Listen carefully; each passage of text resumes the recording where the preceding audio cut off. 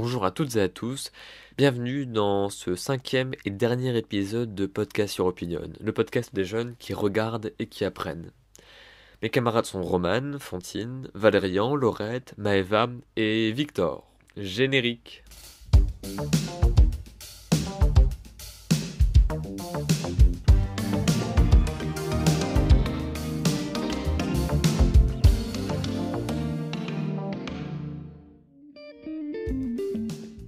Dans l'épisode d'aujourd'hui, nous aborderons le thème de la poésie, avec pour commencer Hector, qui nous présentera ce qu'il a appris de nouveau et d'amusant sur la poésie cette année au lycée.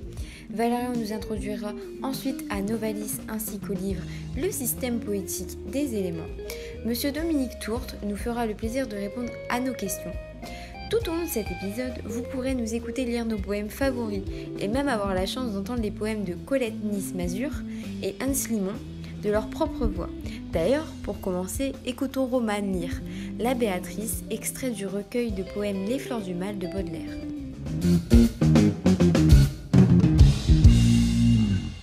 Wesh la populace, j'espère que vous vous portez bien. Alors aujourd'hui je vais vous lire le poème La Béatrice de Baudelaire dans le recueil de poésie Les Fleurs du Mal, qui est mon recueil de poésie, enfin un de mes recueils de poésie préférés. Donc ouvrez bien vos mirettes et appréciez ce poème. Dans des terrains cendreux, calcinés sans verdure, comme je me plaignais un jour à la nature, et que de ma pensée en vaguant au hasard, j'aiguisais lentement sur mon cœur le poignard. Je vis en plein midi descendre sur ma tête un nuage funèbre et gros d'une tempête, qui portait un troupeau de démons vicieux, semblables à des nains cruels et curieux. À me considérer froidement ils se mirent, et, comme des passants sur un fou qu'ils admirent, je les entendis rire et chuchoter entre eux, en échangeant maint signes et maint clignement d'yeux. Contemplons à loisir cette caricature et cette ombre d'Hamlet imitant sa posture, le regard indécis et les cheveux au vent. N'est-ce pas grande pitié de voir ce bon vivant, ce gueux, cet histrion en vacances, ce drôle, parce qu'il sait jouer artistement son rôle, vouloir intéresser au chant de ses douleurs, les aigles, les grillons, les ruisseaux et les fleurs. Et même à nous, auteurs de ces vieilles rubriques, réciter en hurlant ces tirades publiques? J'aurais pu, mon orgueil aussi haut que les monts domine la nuée et le cri des démons, détourner simplement ma tête souveraine, si je n'eusse pas vu parmi leurs troupes obscènes, crime qui n'a pas fait chanceler le soleil. La reine de mon cœur au regard non pareil, qui riait avec eux de ma sombre détresse, et leur versait parfois quelques sales caresses. Voilà, c'est un poème que j'aime bien, donc j'espère que vous l'avez aimé aussi. Passez une bonne semaine! Pour commencer, nous allons donc voir avec Hector ce qu'il a vu de nouveau cette année et ce qui l'a marqué sur la poésie.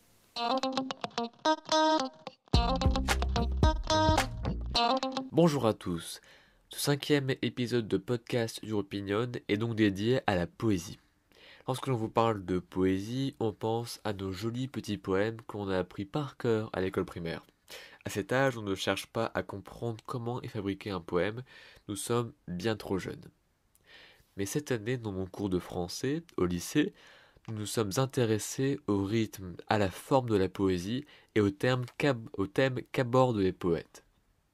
Vous devez certainement savoir que la poésie est soit en vers, soit en prose. Le rythme est différent entre ces deux modes. Une poésie en vers a un rythme plus structuré, alors qu'un poème en prose donne à celui qui le lit plus de liberté, vu qu'il n'y a pas de forme précise. Ce qui est étonnant, et que j'ai appris cette année, c'est que le rythme d'une poésie précède la langue. La personne qui vous lit un poème en prose peut le lire à sa façon, et comme le dit si bien mon professeur de français, c'est un peu la différence entre un gâteau fait selon une recette très précise et un gâteau fait à la one again, où les ingrédients et les proportions changent à chaque fois. Une autre facette de la poésie que je connaissais peu et que j'ai découvert davantage cette année, c'est la forme de la poésie. J'ai déjà étudié au collège les calligrammes de Guillaume Apollinaire, un poète écrivain français du début du XXe siècle. Les calligrammes, ce sont des dessins où les formes sont constituées du poème en lui-même. Le texte s'unit parfaitement à la forme de l'objet ou de la personne représentée. Ce que j'ai découvert ici m'a fasciné. Je vous explique. Optatianus Porphyrius un haut fonctionnaire romain du IIIe siècle après Jésus-Christ, devenu poète sur le tard, inventa des jeux de lettres en agençant les lettres d'une certaine façon lorsqu'il écrivit ses recueils de poèmes. Il commença tout doucement avec un poème où il faut simplement aligner les lettres parmi une multitude d'autres. Puis, parce que c'était bien rigolo, il décida d'augmenter la difficulté. Il fit entre deux un manuscrit dans lequel le lecteur doit suivre des mots qui vont au fur et à mesure créer des phrases jusqu'à arriver à une sorte de croix partant de chaque bord du manuscrit, une croix entourée de triangles si je décris le document. Et alors là, Optatianus Porphyrius, il casse tout. Il nous sort un jeu de lettres absolument génial qui représente une galère, les bateaux qu'utilisaient les Romains à cette époque. Il va même dans le détail en remplaçant la voile du bateau par les premières lettres du mot Christ en grec, le X et le P, car l'empereur de son époque était chrétien. Finalement, Optatianus, c'est le boss dans le domaine. Ce jeu de lettres que je viens de vous présenter est pour moi extraordinaire. Il réussit à nous présenter son poème d'une autre façon. Avant, le lecteur devait lire le texte, maintenant c'est à lui de l'assembler. Voilà, je vous ai livré ma vision sur les nouvelles choses que j'ai appris durant cette année de seconde, mais aussi les faits étonnants. Je remercie mon professeur de français, M. Kuttner-Hobbs, de nous avoir donné l'idée de ce 5e épisode sur la poésie. A très bientôt pour de nouvelles aventures. Valérian nous parle maintenant du projet Novalis.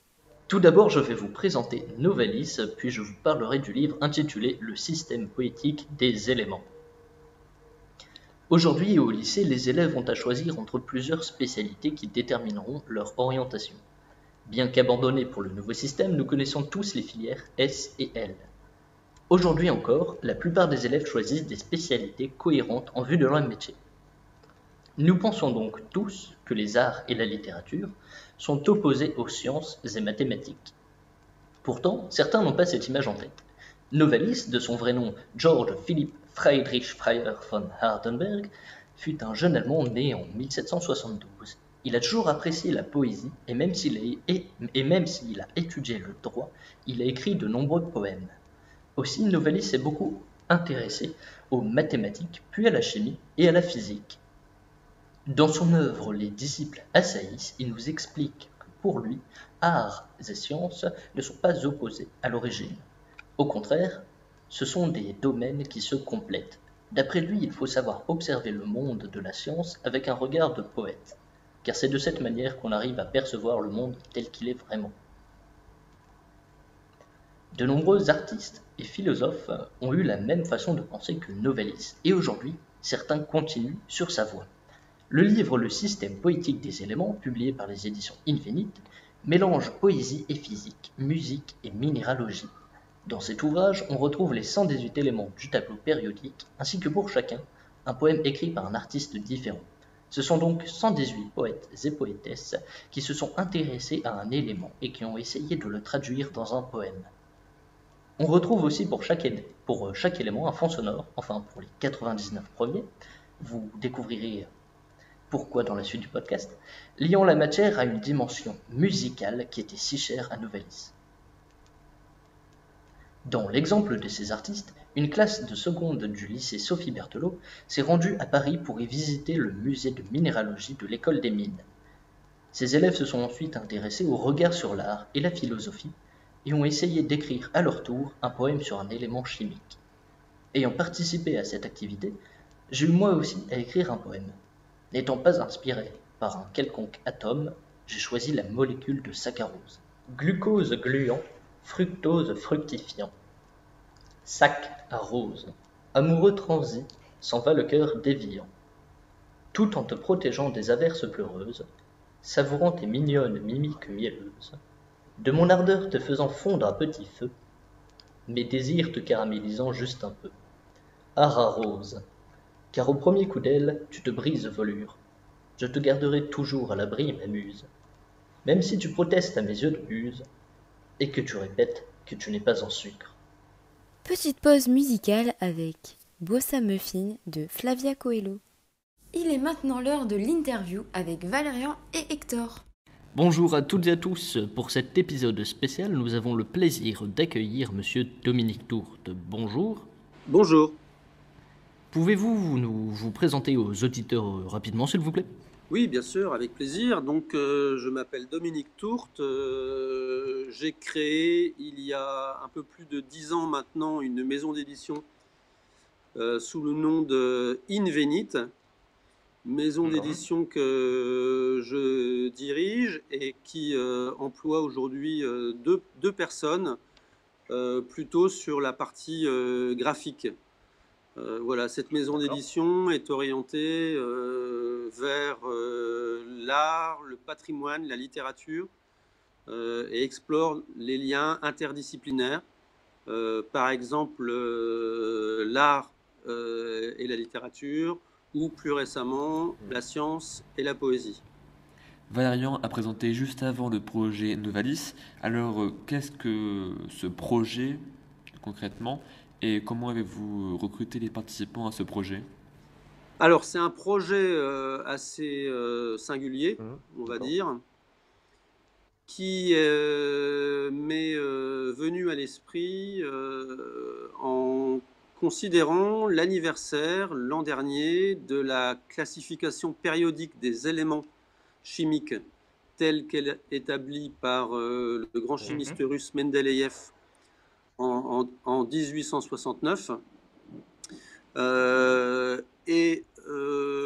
imaginant, mais sans encore prendre la mesure à ce moment-là de ce que cela voulait dire in fine, en imaginant d'inviter des poètes à écrire sur les éléments, les 119 éléments de cette classification.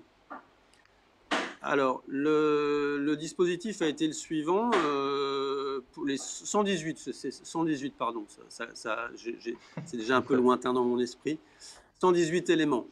Sur les 118 éléments, j'ai, pour ne pas m'alourdir la tâche, à contacter 118 personnes moi-même, j'ai élaboré un dispositif que j'ai appelé le laboratoire Novalis, en hommage au grand poète romantique allemand de la fin du XVIIIe, Novalis, qui était lui-même passionné de chimie, de minéralogie. J'ai appelé ce laboratoire le laboratoire Novalis. Ce laboratoire Novalis, il regroupe 10 familles d'éléments, et chacune des 10 familles est dirigée par une directrice ou un directeur qui lui-même a fait le travail de contacter les personnes, les auteurs correspondant à sa famille d'éléments. Alors c'est un peu compliqué à expliquer dans le détail. Bien sûr. Mais donc ça m'a considérablement allégé la tâche, puisque je ne m'adressais pas directement à chacun des auteurs ou chacune des auteurs, mais à mes 10 directeurs de laboratoire qui eux-mêmes faisaient passer mes messages. Voilà. Oui, eh bien, ça répond presque à ma question suivante, qui était comment vous êtes-vous répartis les rôles et les éléments du tableau périodique? Et si j'ai bien compris, c'est grâce aux personnes que vous avez nommées pour s'occuper de chaque partie que vous êtes répartis les éléments? Exactement, oui. Alors, les noms des familles, les auditeurs ou auditrices les trouveront assez facilement s'ils veulent creuser un peu les choses au travers d'une petite recherche, même Wikipédia, sur la classification périodique des éléments chimiques. Donc, il y a, comme j'ai dit, 10 familles, plus ou moins fournies. Donc, les directrices ou directeurs de sous-laboratoires, du sous-laboratoire, correspondant chacun à ces 10 familles, avaient qui 5 auteurs, qui 7 auteurs, qui 12 auteurs, qui 25 auteurs à contacter. Voilà, ça s'est fait extrêmement vite, puisque l'idée m'est venue, on va dire, tout à fait début mars, et que moi je leur envoyais à chacun de ces directrices, directeurs, des informations qu'ils diffusaient eux-mêmes à leurs membres régulièrement. Et la première de ces informations, c'était la commande en quelque sorte, c'est-à-dire l'orientation de commandes d'écriture avec une date butoir fixée au 31 mai à 23h59 minutes 59 secondes, horloge atomique faisant foi, pour la remise de leur texte. Voilà. J'ai vu arriver à ce jour-là et à cette heure dite, la quasi-totalité des textes. Voilà. Et après, les textes étaient là, il fallait faire un livre. Et c'est là où les choses ont été traitées au sein des éditions Invinit. Et où la forme du livre, petit à petit, est née, parce que je vous avoue que quand j'ai lancé ce projet, j'avais aucune idée de la forme du livre. On va en profiter pour écouter le poème de Colette Nice-Mazur avec la musique cuivre qui est associée. Je m'appelle Colette Nice-Mazur. J'ai collaboré au beau volume publié par Dominique Tourte aux éditions Invenit, Système poétique des éléments, et j'ai été chargée du cuivre. Alors j'ai regardé autour de moi, je me suis intéressée, j'ai lu, j'ai vu tout ce qu'on disait du cuivre communément et non seulement scientifiquement. Le trafic ferroviaire est fortement perturbé entre Namur et Gembloux en raison d'un vol de câbles. Quotidien L'Avenir. Ce métal rouge, apprécié en orfèvrerie et en bijouterie, était dédié à la déesse de la beauté, Aphrodite. Wikipédia. Dans l'incendie qui a ravagé Notre-Dame de Paris, s'est effondrée la flèche et son coq en cuivre.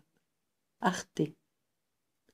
Très grande bassine cuivre, lessiveuse, baignoire vintage, 150 €, vente par Internet.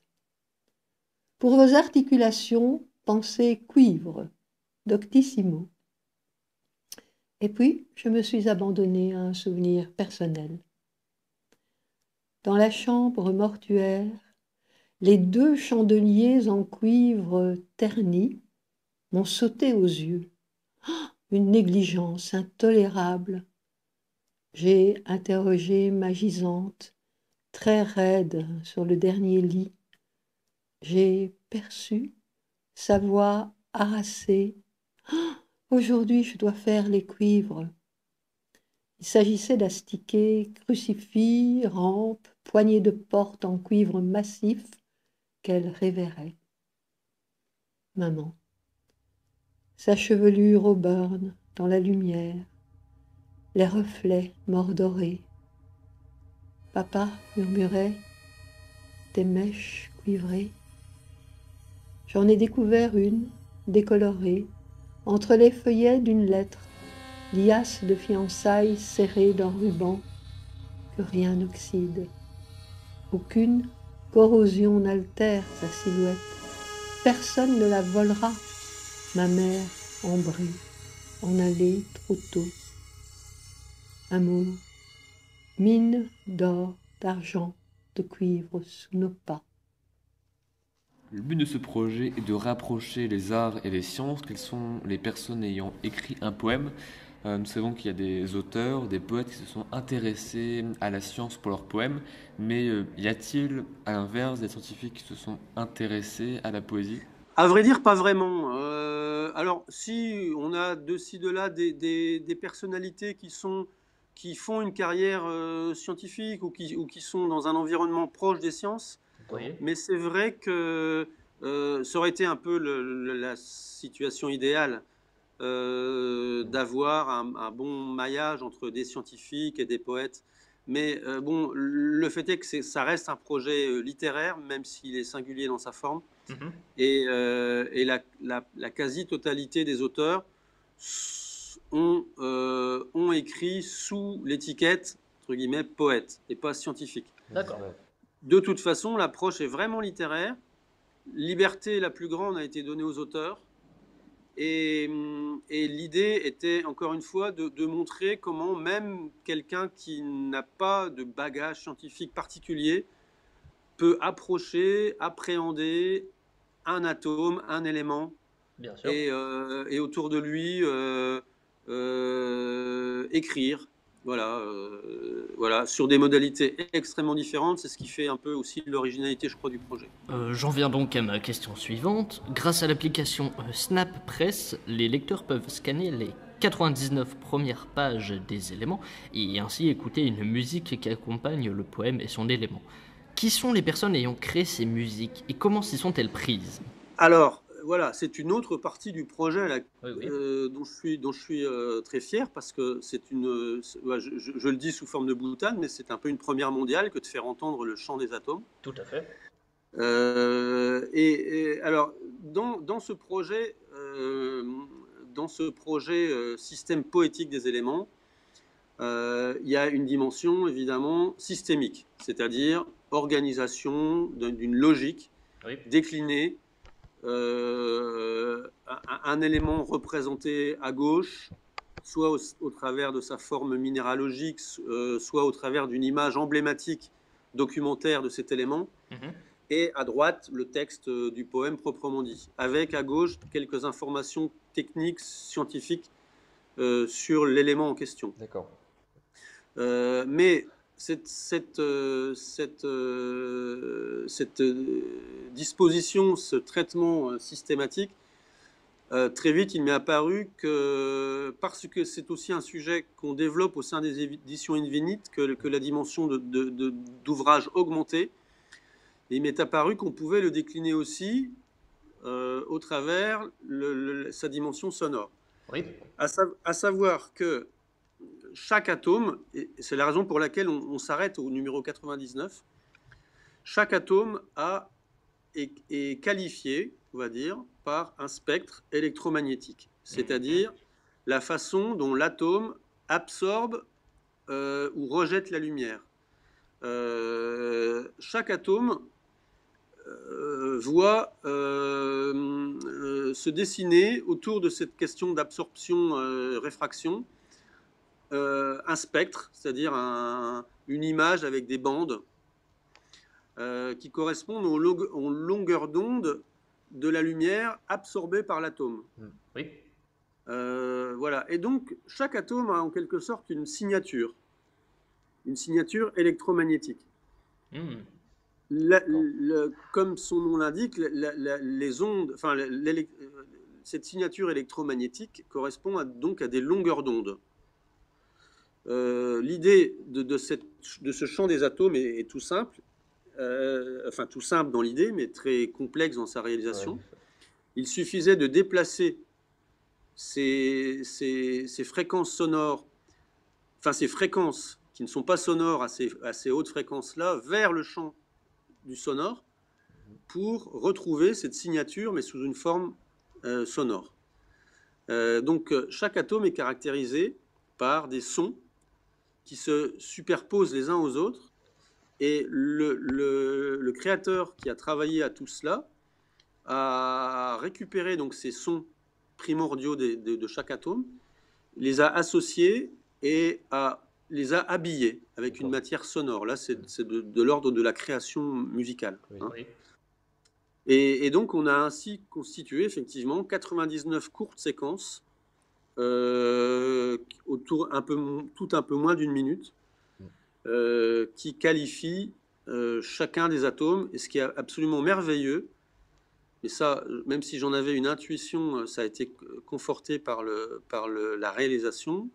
Ce qui est absolument merveilleux, c'est une espèce de concordance un peu secrète, mystérieuse, qui existe entre le son de l'atome et l'image à partir de laquelle on appelle cette musique grâce à l'application réalité augmentée. Nous écoutons maintenant le poème de Hans Limon avec la musique Uranium. Il est dit parmi vous que de mon hémoglobine à flot naquirent furies, nymphes, géants, et que mon sexe à l'océan propulsé fit croître la belle Vénus. Rien ne se perd. Ce qui de moi réchauffait son manteau ronge peu à peu vos tréfonds et vous refroidit pour de bon. Ce qui de moi parsème ses nappes déstructure vos organes, sauf la guerre. Plus abondant que l'or et l'argent, je clapperote à toutes les latitudes, un peu moins incognito depuis l'an de grâce 1789. Révolution, réaction, réplétion. Du Brésil au Kazakhstan, mes yellow cakes égrènent toutes les convoitises commerciales ou scientifiques. Rien de secret. Je me pique de toxicité, plus qu'élémentaire. Je suis central, nucléaire. 92 est mon arrondissement, Mendeleïvien. Probable que l'ogre n'aurait pas fait si long feu si le petit poussé m'avait semé des lobes au bout du compte, pour de vrai.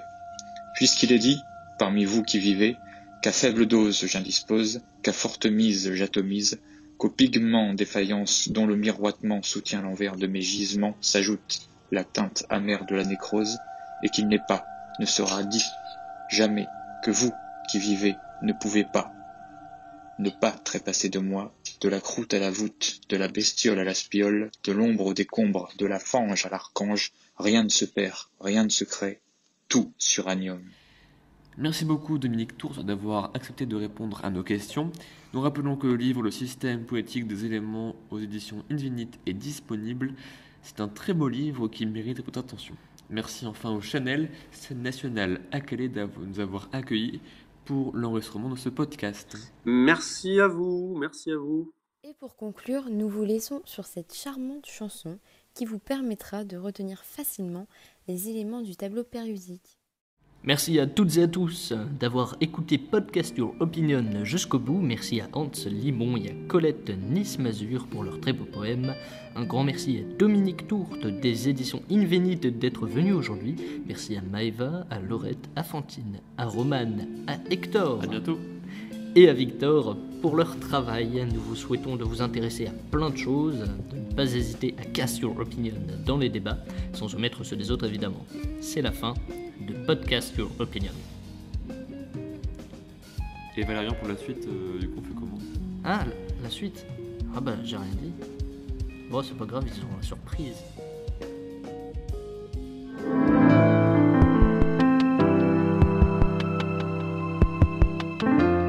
La bande originale a été composée par Roman Boulakov. Nous avons reçu François Audouin de France Inter et Azidise Pot-de-Serre, créatrice du podcast Feminism on the Walls.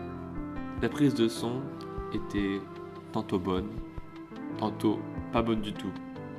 Pour ceux qui n'auraient pas compris le jeu de mots dans le nom du podcast, cast ça veut dire lancer en anglais. Et vu qu'on lance notre opinion dans les débats, c'est rigolo. Aucun animal n'a été maltraité par Victor lors de ses interventions. Les bonnettes micro ont été plongées dans la javel. Ici, on respecte les gestes barrières. Et ouais. Les musiques de cet épisode ont été composées par le duo Kairos. Leur site est dans la description du podcast. Merci encore de nous avoir hébergés. Les micro-zooms sont de très bonne qualité. On ne dirait pas non à un éventuel partenariat. C'est la dèche. Le lien pour accéder à notre compte Instagram se situe sur la page du podcast, accessible elle-même sur notre page Instagram. Nous n'avons pas utilisé Facebook. Ok, boomer. Le montage aura pris du temps, genre beaucoup. Ciao, bonsoir.